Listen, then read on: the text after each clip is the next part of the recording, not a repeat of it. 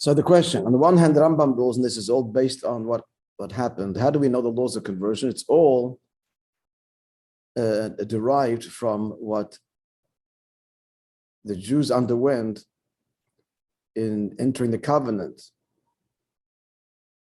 And that's the template, that's the way a non-Jew enters the covenant, the way we did. We were not formally Jewish till we underwent the process of entering the covenant with Hashem that began with the Exodus and culminated with the giving of the Torah. In addition to accepting the yoke of heaven and the commandments, that's obvious, there were three things. And the three things are, in the case of a male circumcision, immersion, and the bringing of a korban. And all of these three things happened with the giving of the Torah. So likewise, in the Beis Hamikdash stands, a convert must undergo these three things, including the giving of a korban. Furthermore, the halacha states, as we learned, if the Beis Hamikdash stood and a ger would not bring the korban,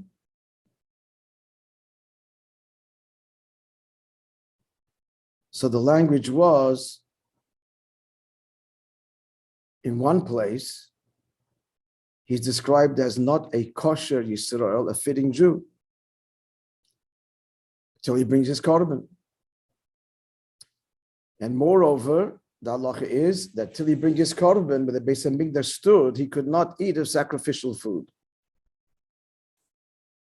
So how is it possible then that such a critical element that doesn't exist nowadays does not compromise, more than compromise? We would think if it's just learning these laws superficially, the conclusion would be that nowadays, since the temple is destroyed, you cannot have a convert, can't convert, because there's no Beis Hamikdash to complete the conversion process, and the convert bring his or her korban. Actually, there are two sacrifices. That's what we would think, but the fact is, the Rambam says, and that's the contradiction, that nowadays, only two out of the three, immersion and milah and circumcision, and the person is completely Jewish. It's a contradiction. You said he's not completely Jewish if he doesn't bring his korban when the temple stood. How is he completely Jewish now since there's no temple, since there's no Beis Hamikdash? And the question was underscored by Rabbi Hager, who had written to the Rambam, asking about the nature of the prayer. Can he say my forefathers, not my forefathers? And the Rambam brings a proof from a halacha that only applied in the Beis Hamikdash. And that proof is that a ger who brings bikurim makes the declaration thanking God for giving the land to our forefathers, because Avraham is the father of all nations and he comes from Avraham. So Rambam is bringing a proof from a law that applied in the time of the Beis Hamikdash.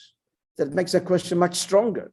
So you're saying, so he is 100% a ger, even relative to a time of the Beis Hamikdash. But on the other hand, in the same breath, you're saying, but he doesn't bring, with the Beis Hamikdash stood, he's not a complete ger and can't bring korbanos. So we answered the question already, essentially.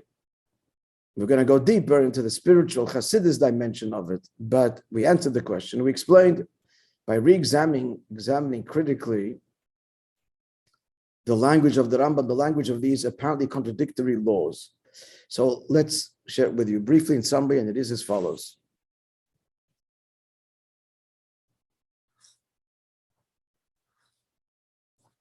Before you go further, yeah. Why can't they use the thing that tefillahs when they come on to learn something, it's just like No, that's not. I know, but why? No, because Yossi is asking that nowadays, in place of korbanos, we daven.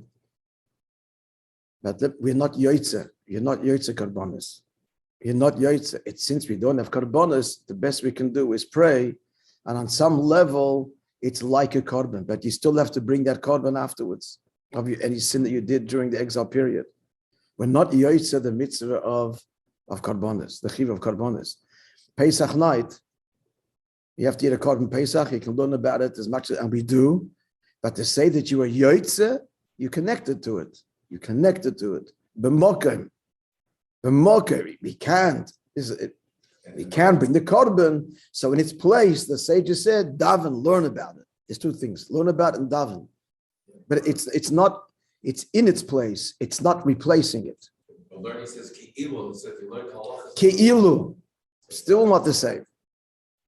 No one's going to say that Pesach night it was a complete seder. We were Yotzei the mitzvah of korban Pesach. If you don't actually bring the korban, you're not Yotzei.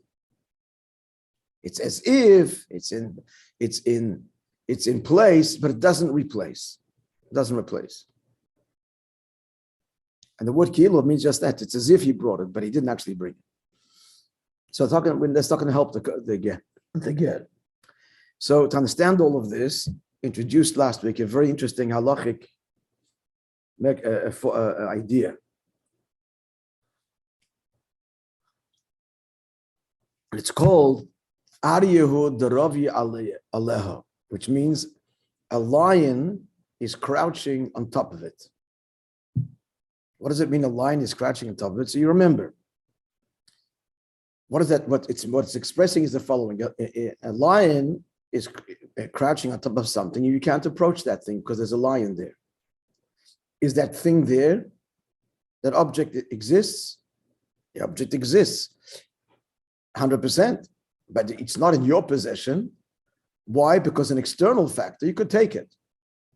You could take that, but there's a lion that's sitting on top of it, and the lion prevents you from actually using or taking the object, but nonetheless, the object still exists in perfection. How does this apply in halachas? We mentioned two classic examples from the Gemara. In the laws of Erevin and the laws of Erev Chatzeres. And the other example was the law of eating. If a person eats less, takes an oath, takes a shavua. So let's just give the example of Erev that's more common. Just very briefly, on Shabbos you have to have, if you have two, you said the whole why you need an Erev in a city. But even a city is a bigger problem because it's Rishus Harabim, it's considered a public domain, or possibly considered a public domain. But even in the really more common sense, where you have houses opening up to a common courtyard. So the sages, even though it's not a public domain, but the sages forbade carrying from the houses to the courtyard for fear people will confuse it. They won't carry from the houses to a public domain, an open domain on Shabbos, which the Torah prohibits. So they set up a mechanism called an Eruv, that if the various homes opening to the common courtyard, Eruv means will mix, will unite, and create that courtyard a courtyard for both of them, then they can carry. In other words, to explain that, you can carry from your house into your private courtyard. That's not a problem.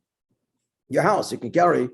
If your back garden is enclosed sufficiently halachically, you can carry from your house to the garden. Go outside and bring your chair, and kids can play there and carry things. Not a problem.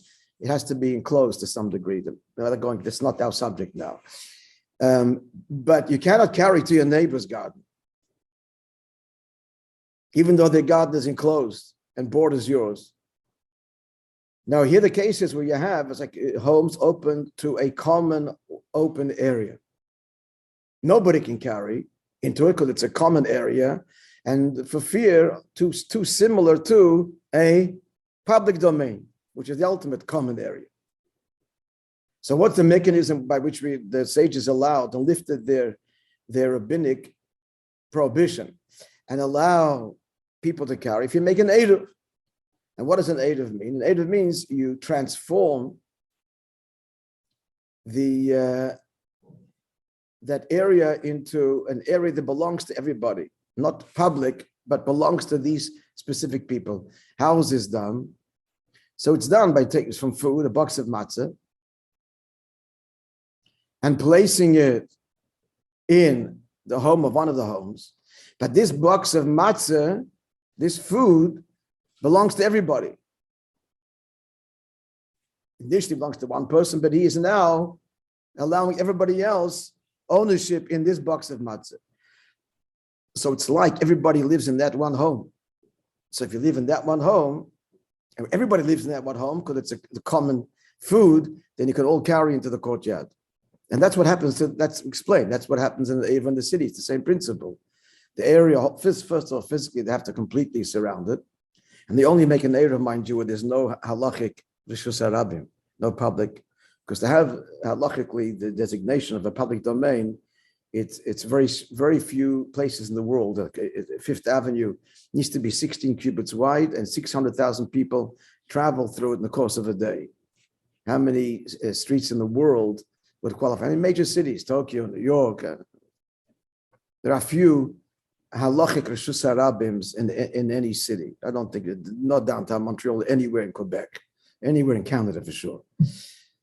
So, since anyway, it's not really a Torah halachic reshus harabim, so we make this eruv, which has greater, to do one when there's a real public domain is much more stringent. So how does it work? It's the same thing. What they're doing is it's the same principle. It's all homes opening into a common space, the streets. So they circle the entire area. It's got to be physically circled with wires and strings. Chabad and Chassidim don't use it because it doesn't satisfy the more stringent opinions of how the encircling should be, how the enclosure should be. It relies on very lenient opinions. So we don't use it. We're not saying it's not good, but it's not lenient. It's like glad kosher, not glad kosher.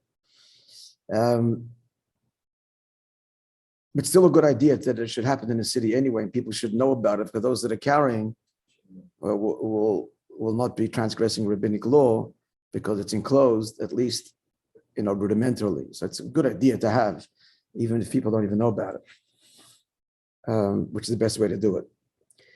But anyway. But here it's used commonly. People use it, and modern Orthodox world uses these eruvs. So they're saying they have a matzah. So there's a box of matzah that is placed in a shul, one of the shuls in town. I guess the rabbi is in charge of the particular eruv. I think Rabbi Whitman who does Hampstead. And this box of matzah, there's two people, and one person gives it to the other, and a blessing is made, and the other person acquires the matzah on behalf of everybody. So everybody's now a partner in this matzah in this shul. So this shul, this location becomes like the home of everybody. So it's my home I can carry into the street, and that unites all of the homes. All of the homes are united in one. They're all living in one place, as it were. So therefore, they can carry from this place, and all extensions of that place, all their individual homes, because they also have a common home, into the street. Anyway, the laws are complex. So we're getting off track completely. Where am I going with all of this? Is the following. The lion sleeps tonight. How does the song go? Something like that.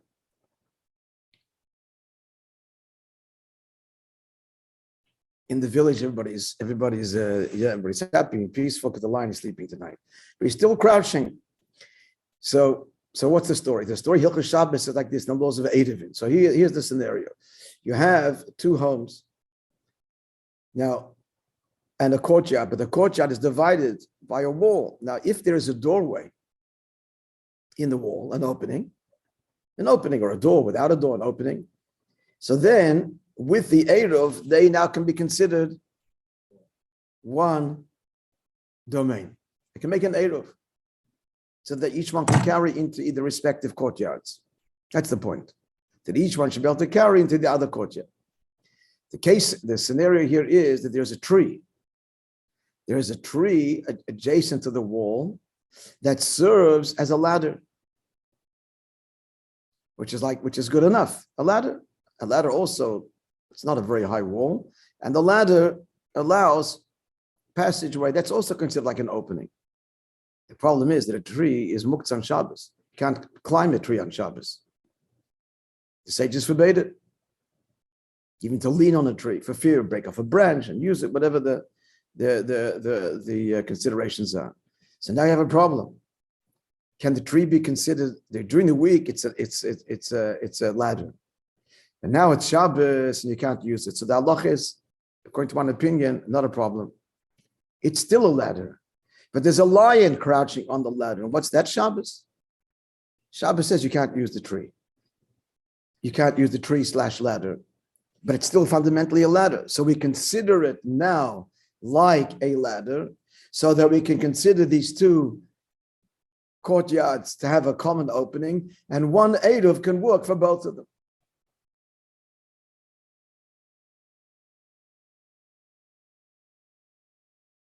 So that's the one example of a lion crouching on it. What's it illustrating? Even though there's a lion crouching on the object, that does not say that, and I can't access it right now. It does not say that the object is an object with all of its validity and value. It has its value, even though we can't actually use it practically, but its value is not diminished. So likewise here, this tree is considered to be a ladder, and therefore creating a bona fide halachic opening, uniting the two courtyards, so that one Eruv will suffice for both of them, even though I can't use it practically now. Shabbos is the lion. You follow? You follow? How does it work with the city? Your backyards, I understand, the city, the big area, that's so what, your front door? No, The whole city, you have to have also pesticide. How does it work? Backyards, I know. Because here all the streets are considered the court, all the streets of the city, that's the courtyards you're traveling to, you're going to. So you have to have that door. You must have the pesticide for everyone. Oh, every home is open to the street. The door, you say your front door? Yeah, every door is open to the street.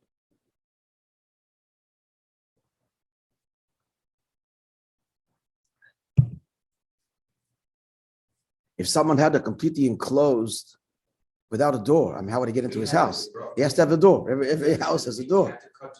There had to be a door open. That's what Rabbi Stern said. You can't just have the trees like this. You had to be a door there. You have to have an opening pesach. It can't just work with the. No, that's not it. That's what he was telling us. No, that's just the nature of the surrounding Eruv has to have the halachic qualifications of trees like this all around. From between me and the next guy, you had to have an opening, like you're saying with the tree. There had to be some noticeable opening, not just to go around the tree. So there had to be something. Yeah, you're talking about the actual Eruv that surrounds? No, the air was there. We all had four things to connect me and Getzi and me and right. The Yossi Good. You said you can't just be trees. You have to have an opening to do that. That's what we're talking about now. That's this ladder / tree that's considered the opening. I said the backyard, I understand. That's it. But when it comes to the city, it was every house is open to the street. How do you get into the street? You got a door. Even if it's locked, you got a door that opens. It's open to it too. What? I can rely on my door. My door is open to my back door too. And his door is also open to his back. But he has no access directly without a door. He has to have direct access to the courtyard. Here we all have direct access to the street. The problem there was your next door neighbor's courtyard. His garden was blocked completely by trees. That's exactly our problem. You have to have an opening there. Here it's a wall that a tree served during the week as a ladder. So we consider it's still considered a ladder, even though the lion Shabbos is crouching up. Is that clear? Anyway. Yeah, so now, how does it apply here? So this is a tremendously novel insight of the Rabbi. It says like this.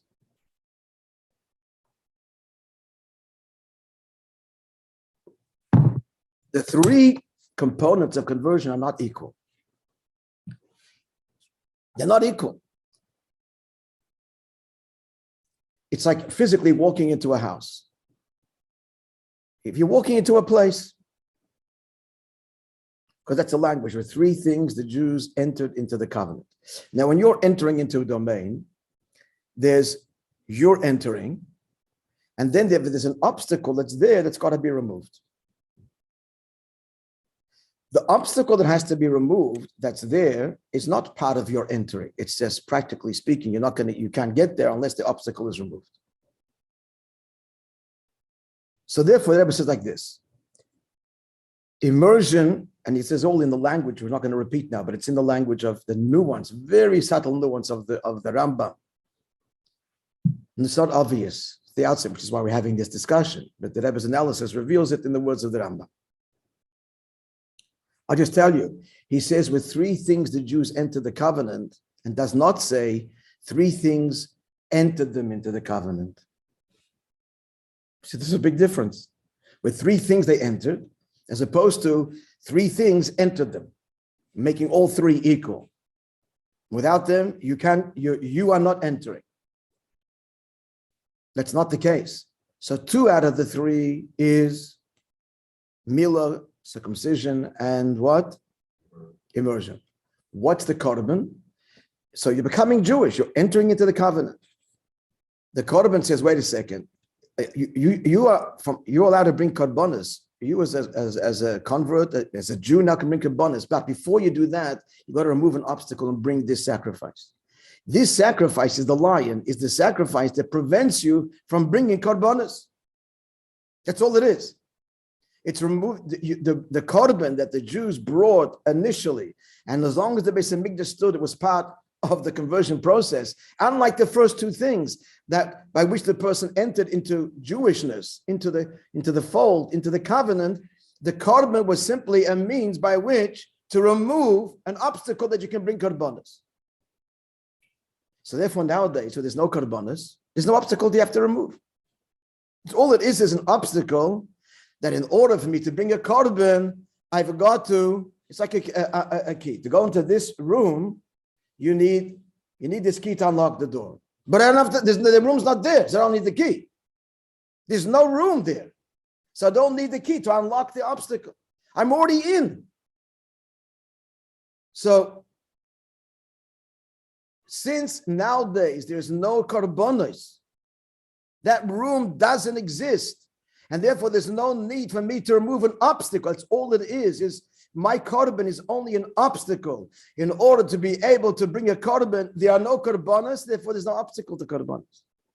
But the affirmative, in other words, there is the affirmative and there is the negative. The affirmative components of circumcision, of geirut, of conversion, are these 2 things only: immersion and mikveh. And of course, accepting the yoke of heaven, that goes without saying. And that's 100% convert. What about the korban?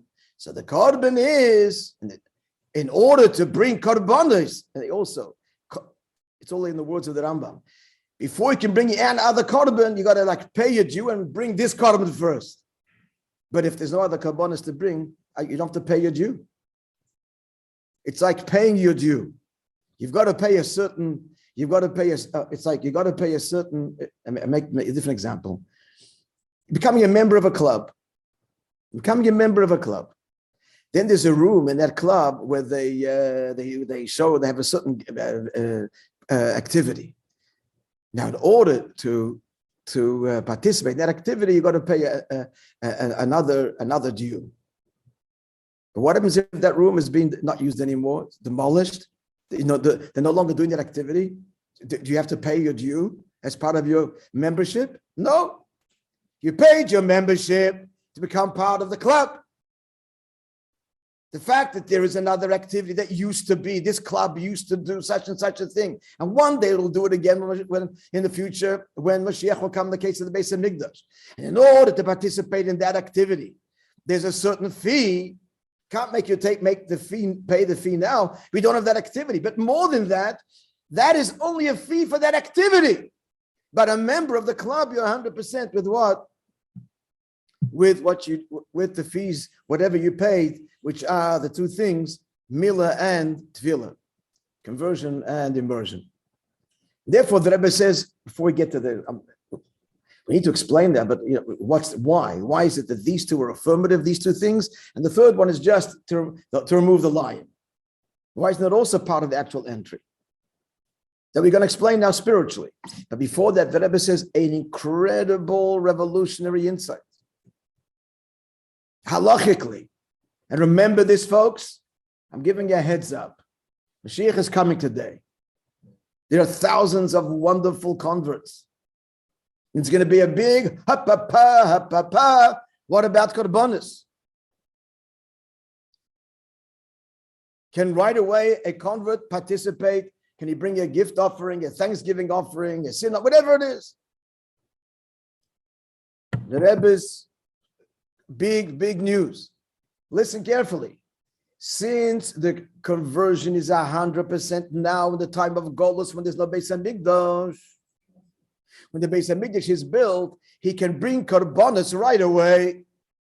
He'll bring, or she will bring the conversion korban, but since he's 100%, she's got that obligation. No less than, for example, if I did a sin in the exile period, I'll have to bring korbanos when Mashiach comes. If I didn't do tshuva and clean it, even if I did have to bring korbanos.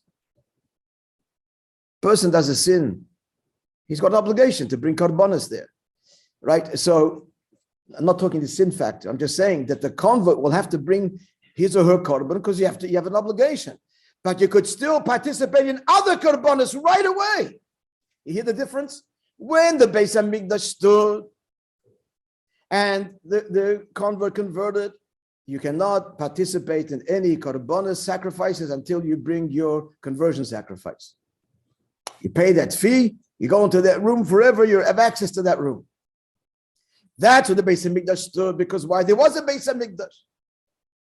Now there's no Beis Hamikdash, and we're learning now that the conversion is 100%. She's 100% Jewish right now. Mashiach comes today, and they bring thanksgiving, korbanos, whatever they're bringing. The convert is part of it, even before they bring their conversion korban, which is an obligation that they'll get to when they get to. It's an incredible insight. So you have the answer. There's going to be tons of rabbis who don't know, or might even say, well, they can't participate till they bring the conversion korbanos. You will hold this up.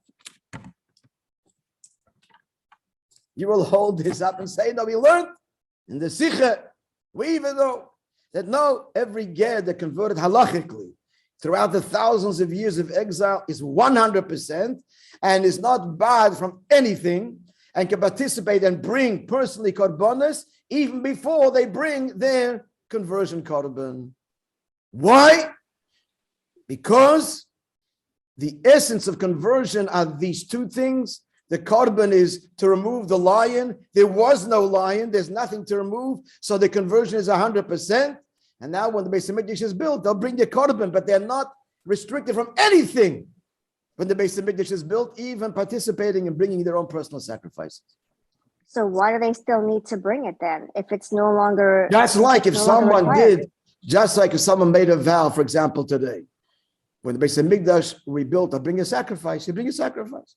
This is an obligation that they are obligated to do. You have obligations, but the lack of fulfillment does not make you less Jewish. So the obligation rests on the convert. You're missing something. What are you missing? Not your Jewishness. You're missing an obligation to bring your korban. But our question here is the fundamental Jewishness. That's not missing. The example would be, we brought this earlier. Okay, I don't want to confuse us because it's bringing the same things. But a Pesach night, if a person has children that he didn't convert, that he didn't do the bris yet, he cannot participate of the korban Pesach. He's not Jewish. He's 100% Jewish. He just can't participate because he didn't circumcise his children.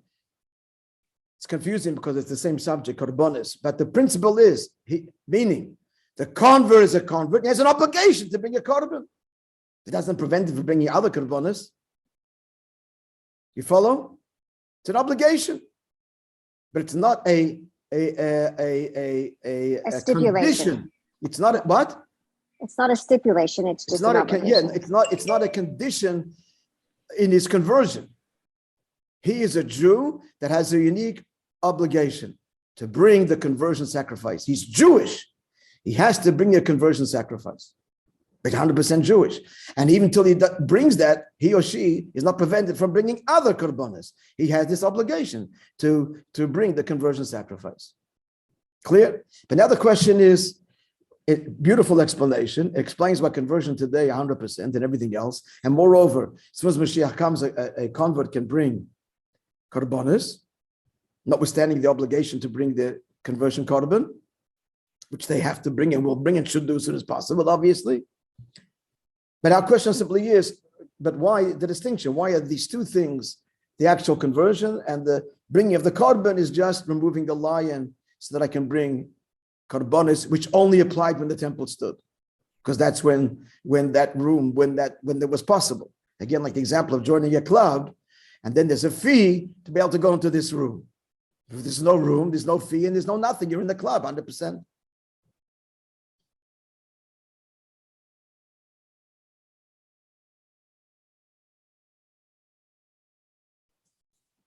Okay, so the answer to that,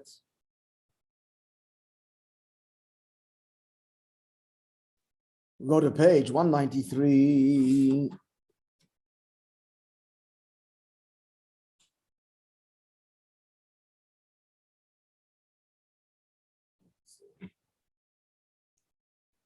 Yeah, okay. Page 193. Hahesber lahevdol, the explanation of the distinction. Shitzu in the Elbesiv Dala that we're explaining till now.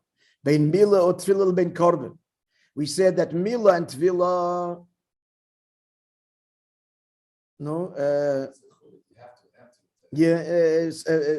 circumcision and immersion that's how the person enters, and Korban is different. It's the first two that by which the convert enters into the covenant. Vila korban meisir esaik of the korban is only to remove the prevention that you cannot bring korbanos until you bring your korban. That's the lion that has to be removed. Why are they different? Why are they not all three under the same category? So now we get the spiritual dimension, which we'll start now very briefly. And as said, what we're learning about, friends, is, as we'll see at the end, not only about what? The laws of a convert, but that it applies to every one of us every single day. And that is, when a person becomes Jewish through conversion, there are two general things happening here. As we see happened in the general conversion of all of Israel, the Matan Torah. The Torah was given. What are the two things? What are the two dimensions? Aleph, number one. The pasuk says, "Va'ovi," Hashem is speaking, and He says, "Va'ovi eschem elai," and I will bring you to me, unto me. Ve'yisem lisgula, and you will be a treasured people, mikol ha'amim, from all the nations of the world. Number one. Malachim became number two.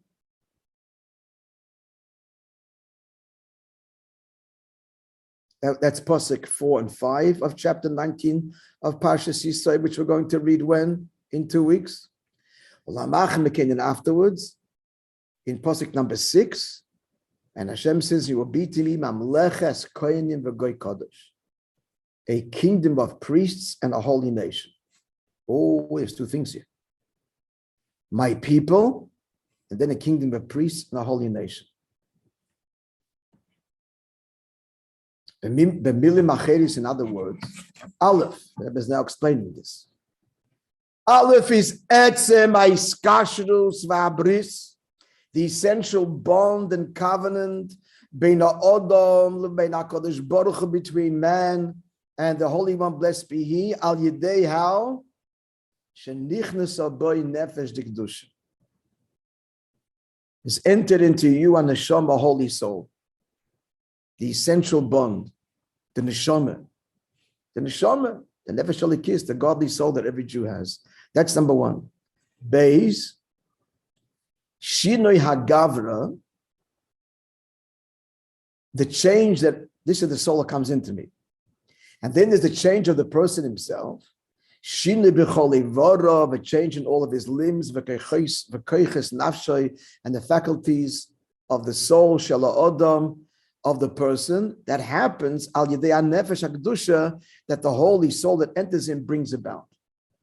The godly soul comes in. That's number one, and then there's the change that it brings about within the self, the person that existed before and after. What does all this mean? Are you following? There's something which comes into me, and then number two is the change that brought, that brings about. So I have the bein tefillah, bein mila tefillah, bein avos korban, and this is the distinction between the first two and the third: mila and tefillah and korban. Mila utfila, the circumcision and the immersion in a kosher mikveh, mevies lidei knisas nefesh hakdusha. That's what brings the neshama into this person. Hamila, specifically now, more detail. Hamila, the circumcision, asara sa'olda, removes the foreskin. Meitzia sa'olda mitumas hagoyim, takes the person out from the impurity of the nations of the world of which he or she had been a part. That's what that does, taking from here. It's all a process of entering, so we're taking you out of there. That's the what? That's the circumcision. In the case of a female, it's not necessary. Her desire to leave, she's already left. But the guy needs a little tinkering. Vila and the immersion, Mevia Oised Kedushas Yisrael, the immersion, boom, into the water. You've now entered into the holiness of Israel. Take it from here and put in here. Conclusion, the soul has entered. It took you out of there. Now the soul can enter you. Immersion in here, physically immersing in the mikvah is like the soul immersing or entering into the person. What about the sacrifice? Oh, that's something else. Vila korban, hidoiden or mincha Hashem. What's a korban? It's a gift to God. Lasses and nachas ruach, to cause him pleasure. Korban, the word korban comes from the word kiruv. Kiruv. Meloshin kiruv koiches hanefesh v'chushim. We are draw. What does kiruv mean? To draw near. We are drawing near our faculties and offering them to God. HaKorban goyrem l'shinei mahusa adam. The korban. Let's explain a little bit. We're running out of time. The animal is offered on the altar. It's the animal soul we're offering. The fat, the blood. What does all this mean? Fat means the capacity for pleasure. Blood means passion and energy. What is a korban? Is that I'm dedicating my faculties and my energy, my life force to you. It's a life of dedication. That's what the korban means. Like the kohen, who live. What's a kohen is a living korban. He's dedicated his life to Hashem. This is who I am, what I am fundamentally, and then to what I'm dedicated. So the korban is kiruv mohus ben lemahus aviv. The son drawing near, next page, to the father. We'll stop here.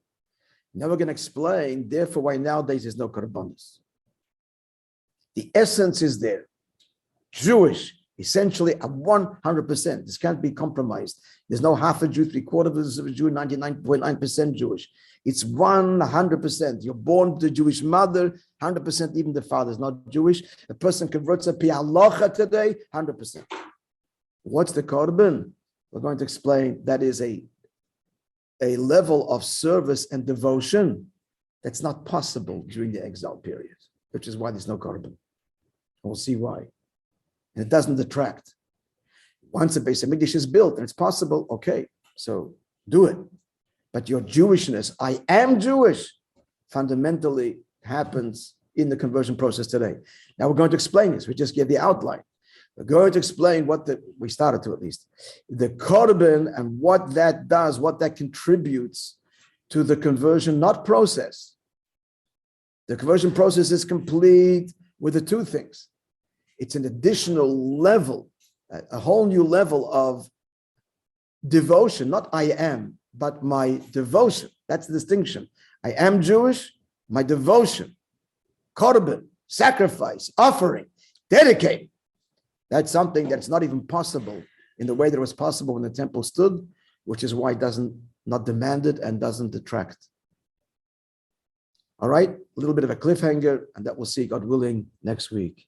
Yep. Thank you all for joining. Rabbi, Shavua Tov, everybody. Shavua Tov. And again, as I said, we're going to see the message to each one of us every single day. not talking about converts only, every Yid. Because we all underwent the conversion to become Jewish, and that's a living thing. Every day the Torah is given again. Every day it's a rededication. I am Jewish. We'll see in the most beautiful way. So we'll see that, God willing, at the end of the parish, end of the class. It'll problematic because What? every day we join, people didn't go to the mikveh. That's one of the two main things.